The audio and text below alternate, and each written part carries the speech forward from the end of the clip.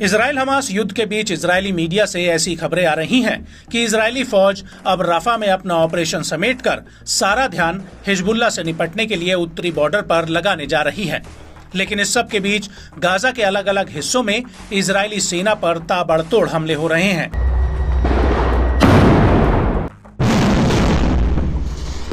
और इसकी धुरी राफा शहर बना हुआ है, जहां पर हर रोज इजरायली सैनिक मौत के मुंह में समा रहे हैं।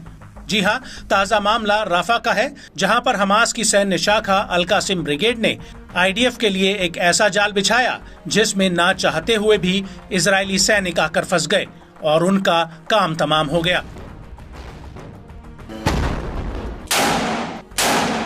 दरअसल पश्चिमी रफा की एक बिल्डिंग में अल कासिम ब्रिगेड ने बूबी ट्रैप यानी बारूद बिछा दिया था और इस बिल्डिंग का इस्तेमाल पहले स्नाइपर ऑपरेशन के लिए किया गया था, लेकिन अल कासिम के लड़ाकों ने बारूद से भरी इस बिल्डिंग में इजरायली सैनिकों को बुला लिया और फिर इसे धमाके से उड़ा दिया।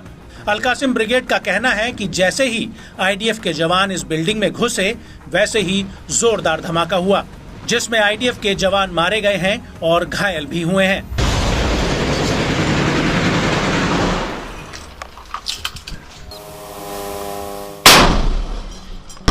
इसके अलावा अल-कुद्स ब्रिगेड ने दूसरी तरफ मोर्चा संभालते हुए गाजा के आसपास बने इजरायली सेटलमेंट्स किसुफिम, थर्ड आई, निरिम, सुफा और होलिद पर रॉकेट्स का एक बड़ा जत्था फायर कर दिया।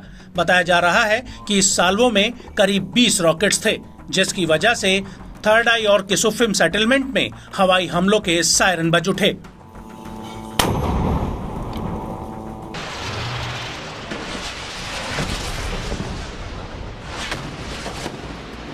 ठीक ऐसे ही नेशनल रेजिस्टेंस ब्रिगेड ने कफल मशरू इलाके पर हमले का दावा किया है, जो राफा के पूर्वी इलाके में स्थित है। वहीं इस ब्रिगेड के साथ अलक्सा ब्रिगेड ने भी राफा सेक्टर में एक बड़ा हमला किया है। अलक्सा ने स्वीडिश विलेज के आसपास रॉकेटों का एक जत्था फायर किया, साथ ही 60 कैलिबर मोटर गोलों से बमबारी भी की।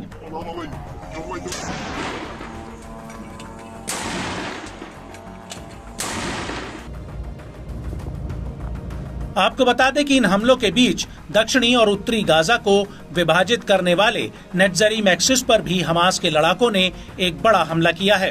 यहाँ पर हमास के लड़ाकों ने आईडीएफ के गैर फटे बमों को जवाबी हमले के लिए इस्तेमाल किया। इसको लेकर लेबनानी न्यूज एजेंसी अल मयादीन का कहना है कि सुजाया इलाके में अभी भी हमास और आईडीएफ के बीच भीषण जंग चल रही है। एजेंसी का कहना है कि ऐसा लगता है कि सुजाया में हमास के लड़ाकों ने खुद को पहले से ही इस हमले के लिए तैयार कर लिया था।